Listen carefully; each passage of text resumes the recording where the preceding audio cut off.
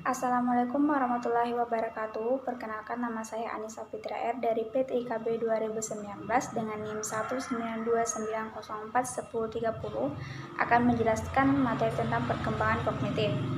Perkembangan kognitif dijelaskan oleh beberapa ahli seperti Driver, Piaget, dan Chaplin.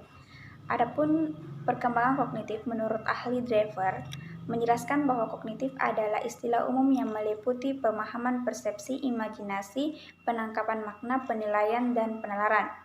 Adapun yang dimaksud dengan perkembangan kognitif menurut ahli Piaget merupakan bagian anak beradaptasi dan menginterpretasikan objek dan kejadian-kejadian di sekitarnya. Perkembangan kognitif dijelaskan dari pemikiran dua orang ahli psikologi, yaitu Jean Piaget, merupakan psikologi dari Swiss, dan Lev Semyonovich Vygotsky, seorang psikologi dari Rusia. Karya Piaget menjadi dasar untuk memahami perkembangan anak. Bagi Piaget, perkembangan bergantung sebagian besar pada manipulasi anak dan interaksi aktif dengan lingkungan.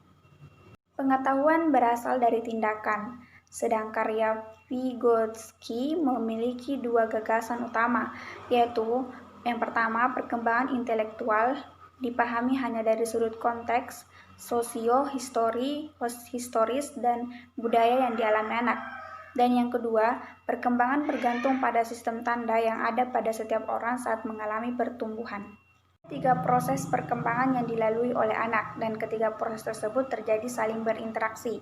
Yang pertama, proses biologis, yaitu perubahan dalam tubuh anak dan merupakan warisan genetik terkait dengan perkembangan otak, berat dan tinggi badan, perubahan kemampuan bergerak dan perubahan hormon di masa puber.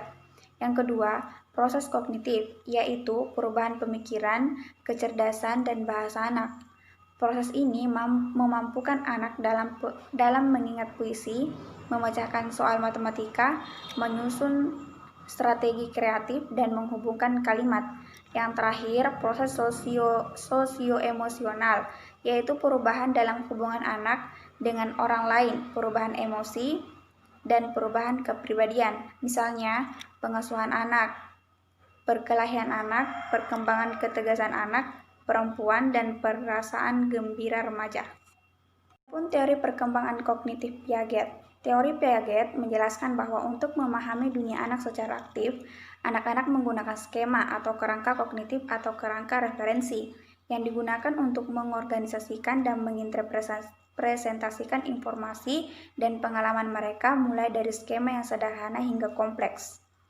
Menurut Piaget, ada dua proses yang dilakukan oleh anak dalam menggunakan dan mengadaptasikan skema, yaitu yang pertama asimilasi, yaitu suatu proses mental yang terjadi ketika seorang anak memasukkan pengetahuan baru ke dalam pengetahuan yang sudah ada.